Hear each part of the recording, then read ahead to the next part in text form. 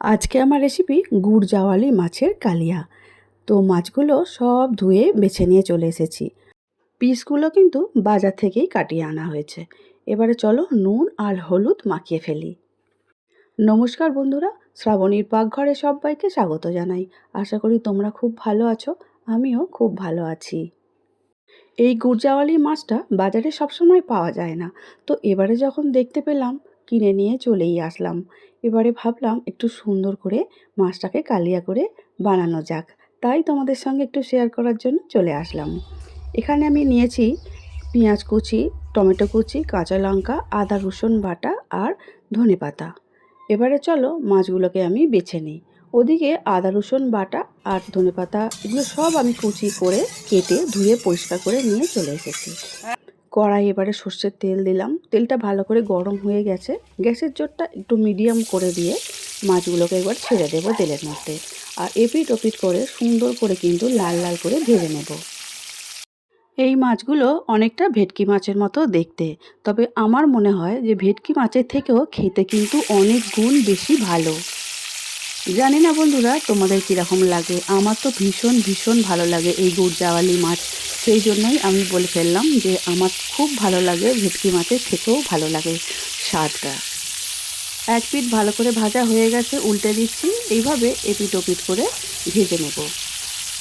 এই মাছটা অনেক রকমভাবেই রান্না করা যায়। যেমন ভেটকি মাছ অনেক রকমভাবে খাওয়া যায়, ঠিক সেইভাবেই এই মাছটাও ভালো করে খাওয়া যায়। তো এখন মাছগুলো সুন্দর ভাজা হয়ে গেছে, দেখতেই পাচ্ছ লাল লাল করে। এবার একটা প্লেটের মধ্যে পুরো মাছগুলোই, সমস্ত মাছগুলোই আর কি তুলে নেব।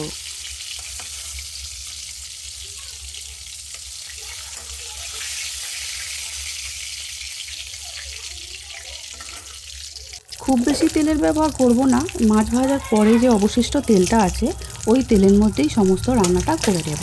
দিয়ে দিলাম অল্প করে গোটা গরম মশলা। গরম মশলাটা একটু নাড়াচাড়া করে সুন্দর করে ভেজে নিলাম। তারপরেই দিয়ে দেব কেটে রাখা পেঁয়াজ কুচি। গরম মশলার গন্ধটা কিন্তু খুব সুন্দর ছেড়েছে। পেঁয়াজ কুচিগুলো দিয়ে এইগুলো কিন্তু খুব ভালো করে প্রথমে ভেজে নিতে হবে।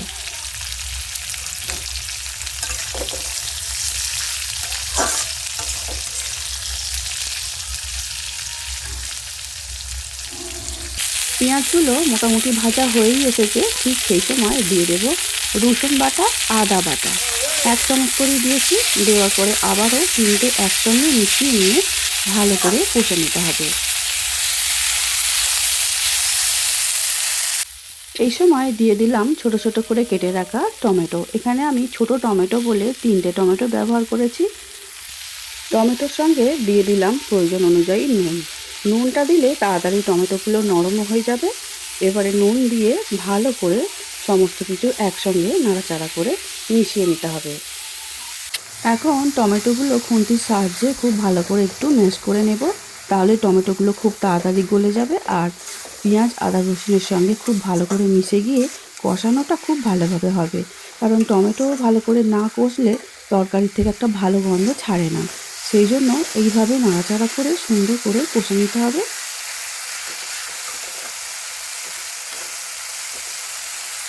এবারে দিয়ে দিলাম 1/2 চামচ হলুদ গুঁড়ো।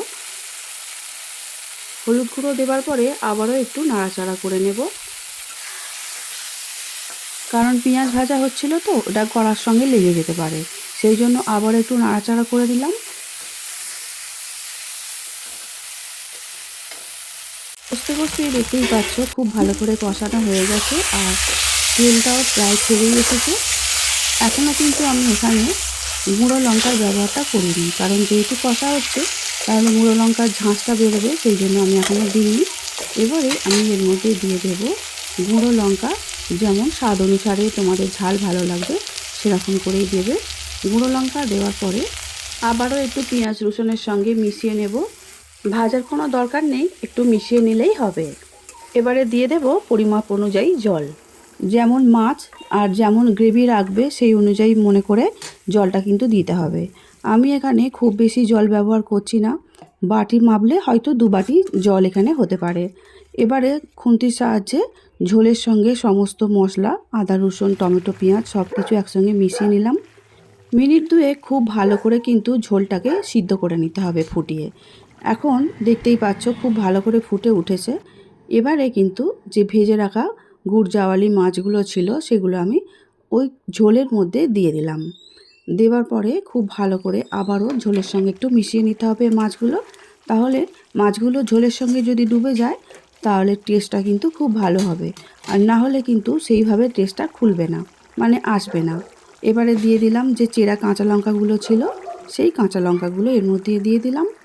মাছের ঝালের মধ্যে শেষের দিকে কাঁচা লঙ্কা দিলে ঝালটার কিন্তু সেন্ট খুব ভালো হয়। আর সবথেকে বড় কথা, কাঁচা লঙ্কাগুলো তুলে ভাতের সঙ্গে ডলে খেতে কিন্তু দারুণ লাগে। এবারে সব শেষে দিয়ে দেব ধনেপাতা কুচি, আর ধনেপাতা কুচি দিয়ে বেশি নাড়াচাড়া না করলেই ভালো। তোমরা চাইলে এখানে গুঁড়ো গরম মশলা দিতেই পারো, আর আমি যেহেতু প্রথমে গোটা গরম মশলা দিয়েছি সেই জন্য আর দিলাম না, শুধু ধনেপাতাই দিলাম। এবারে গুড় জাওয়ালি মাছের কালিয়াটা আমার একদম রেডি হয়ে গেছে, দেখে বুঝতেই পারছো। এবার একটা সার্ভিং প্লেটের মধ্যে তুলে নিচ্ছি। আমার রেসিপিগুলো যদি ভালো লেগে থাকে তাহলে লাইক শেয়ার সাবস্ক্রাইব করে আমার চ্যানেলটির সঙ্গে থেকে যাওয়ার অনুরোধ রইল। পাশে থাকা বেলটা অবশ্যই প্রেস করে দিও, তাতে যখনই কোনো রান্না ছাড়বো সবার আগে তোমাদের কাছেই পৌঁছে যাব। আজকে আমার মাছের রেসিপিটা তোমাদের কেমন লেগেছে অবশ্যই কমেন্ট করে জানাবে। আর আজকের মতো আসছি, দেখা হবে অন্য দিন নতুন ভিডিও নিয়ে। আমার ভিডিওটি দেখার জন্য অসংখ্য ধন্যবাদ।